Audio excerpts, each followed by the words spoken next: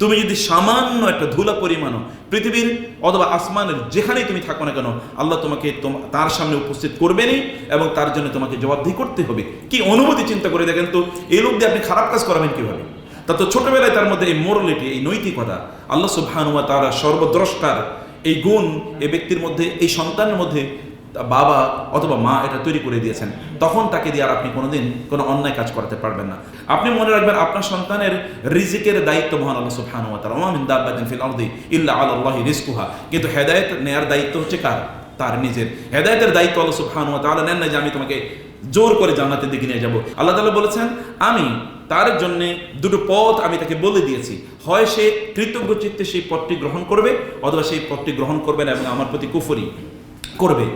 আল্লাহ সুবহানাহু অন্য জায়গায় এই কথাই বলেছেন যে আমি তার জন্য ওয়াহাদাইনাহুন নাজদাইন ফালাকতাহামাল আকাবাতা ওয়া মা আদরাকা মাল আকাবা, আমি তাকে দুটো পথ, দুটো দলের কথা বলে দিয়েছি। এটা হলো আসহাবুল ইয়ামিন, এটা হলো আসহাবুল শিমাল, এটা আসহাবুল মাইমানা, এটা হলো আসহাবুল মাশআমা, এটা হলো আসহাবুল জান্নাহ, এটা হলো আসহাবুন নার। আল্লাহ তো স্পষ্ট করে দিয়েছেন। অর্থাৎ আপনি এই স্পষ্ট যে ভাগটা আছে, এই ভাগটা বোঝানোর জন্য কোন ভাগের কি বৈশিষ্ট্য আছে, এই বৈশিষ্ট্য আপনাকে জানতে হবে মূলত গ্র্যাজুয়ালি এই এডুকেশনের মাধ্যমে। এইটা আমাদের ছোটবেলা থেকেই এই শিক্ষা আমাদের অর্জন করা দরকার। ভালো মানুষ হওয়ার জন্য কি এডুকেশন ইজ নেসেসারি, আল্লাহকে চেনার জন্য এডুকেশন ইজ নেসেসারি। আয় ইনকাম করার জন্য এডুকেশন দরকার নাই, আয় ইনকাম সব মানুষই করতে পারে। আপনি কতটুকু সম্পদের মালিক হবেন that is define and determine by Allah সুবহানাহু ওয়া তাআলা।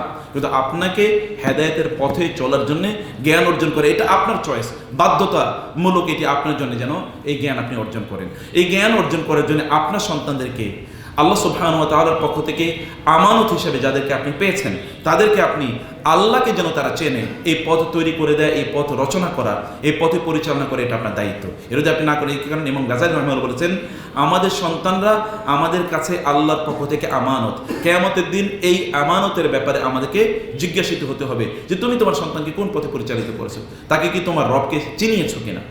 মনে রাখবেন যে হাল আতা আল ইনসানি হিনুম মিনাদ দাহরি লাম ইয়াকুন শাইআন মাযকুরা ইন্না খালাকনাল ইনসানা মিন নুতফাতিন আমশাজিন নাবতালি ফাজআলনাহু সামিআন বাসীরা। আপনার সন্তান আপনার সন্তান হওয়ার পূর্বে, এমনকি আপনার সন্তান আপনার পেটে আসার পূর্বে অথবা আপনার ঔরসে আসার পূর্বেও সে কার সৃষ্টি ছিল, কার বান্দা ছিল? আল্লাহর বান্দা। তার সৃষ্টির পরেও সে কার বান্দা? আল্লাহর বান্দা। আপনি যখন থাকবেন না তখন সে কার বান্দা? আল্লাহর বান্দা। কবরে তার সাথে থাকবে কে? আল্লাহ সুবহানাহু ওয়া তাআলা। তার সৃষ্টির আগেও আল্লাহ ছিলেন, সৃষ্টির পরেও আল্লাহ আছেন, তার মৃত্যুর পরেও কে থাকবেন? আল্লাহ থাকবেন। মধ্যখানের এতটুকু সময় আপনি আল্লাহকে ভুলিয়ে দিলেন কিভাবে? আপনি তো মনে করেন যে আপনি কেবলমাত্র, আমি একবার বাংলাদেশের খুব টাকা পয়সাওয়ালা এক ব্যক্তির বাসায় আমি গেলাম ভিন্ন একটা কারণে, তো উনি ওনার নাতির সাথে আমাকে পরিচয় করিয়ে দিচ্ছিলেন এবং বলছেন যে আমার নাতি প্রতি বছর একবার কোরআন খতম করে, এবং এইটা বলে আমার ওনার ভাব দেখে মনে হয়েছে যেন জান্নাতুল ফেরদাউস অলরেডি কিনে ফেলছেন। আর জান্নাতুল ফেরদাউস অলরেডি তার জন্য কি এটা ফরজ হয়ে আছে, এতটুকুই করেন। আর ভিডিও গেমস নিয়ে সারাদিন ব্যস্ত থাকেন।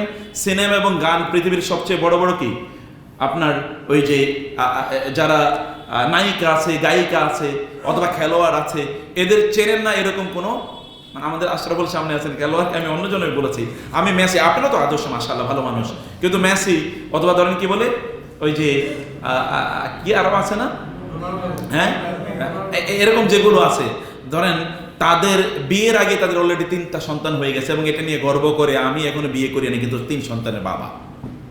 এই যে যারা এদেরকে নিয়ে তারা সেলিব্রেট করে, তাদের গেঞ্জি গায়ে দিয়ে তারা চলে, অথবা ওই যে অন্যান্যদের গেঞ্জি গায়ে দিয়ে বা তাদের টি শার্ট, তাদের ছবিওয়ালা টি শার্ট গায়ে দিয়ে তারা চলে, কিন্তু বছরে তো একবার কোরআন তেলাওয়াত করে। এইটা একটা বিশাল, মানে আল্লাহ সুবহানাহু ওয়া তাআলা কিছু একটা ভিক্ষা দিয়েছে আর কি। আল্লাহ ভিক্ষুক তাদের ভাষায়, এবং আল্লাহকে কিছু একটা তারা দিয়েছে, এতে তারা মনে করছে অনেক কিছু করে ফেলেছে।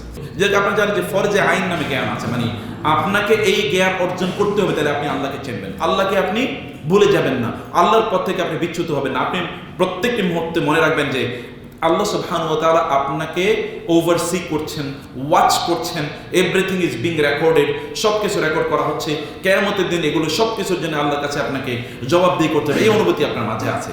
আমি আপনাদেরকে বলবো বোনেরা, বাজারে যাবেন, সুন্দর সুন্দর বই আছে, বিলিভ মি। আমাদের আজকে 2টা বই আছে এখানে। এটা হচ্ছে মায়েরা আসলে সোনালী যুগের এই যে বড় বড় মানে ইসলামিক স্কলার যাদের কথা বললাম, তাদের মায়েরা কিভাবে তাদের সন্তানদেরকে লালন পালন করেছেন তার উপর একটা বই। আর একটা হলো গোটা জীবন জুড়ে নাসিহা দরকার আমাদের, কোন পদ্ধতিতে আমাদের জীবনটা পরিচালনা করবো। দুটো বই আপনারা নিয়ে যাবেন, এটা মাস্ট রিড। বাসায় বসে পড়বেন, বাচ্চাদেরকে নিয়ে পড়বেন, পড়াবেন, এবং অন্যদেরকে আপনারা গিফট করবেন, আত্মীয় স্বজনদেরকে, বোনদেরকে গিফট করবেন, বান্ধবীদেরকে গিফট করবেন। অন্য কিছু গিফট করছেন, হাদিয়া, বই, মানে অন্য কিছু যেটা আপনারা ঈদের সময় দিতেন, বাবাকে বই, 1-2টা বই তাদেরকে দেন, কালচার তৈরি হোক। আমি আমার জীবনে দেখেছি বাংলাদেশের একজন বড় ইসলামী ব্যাংকের প্রতিষ্ঠাতা সহ ইসলামিক ইউনিভার্সিটিগুলোর প্রতিষ্ঠাতার মধ্যে একজন, এত বড় স্কলার বাংলাদেশে খুব কম এসছে। আমাকে বলতে, চাচা আমি প্রতি মাসে 30-40 হাজার টাকার বই গিফট করি। আমি বললাম সুবহানাল্লাহ, সাদাকায়ে জারিয়ার কি বিশাল বড় কাজ।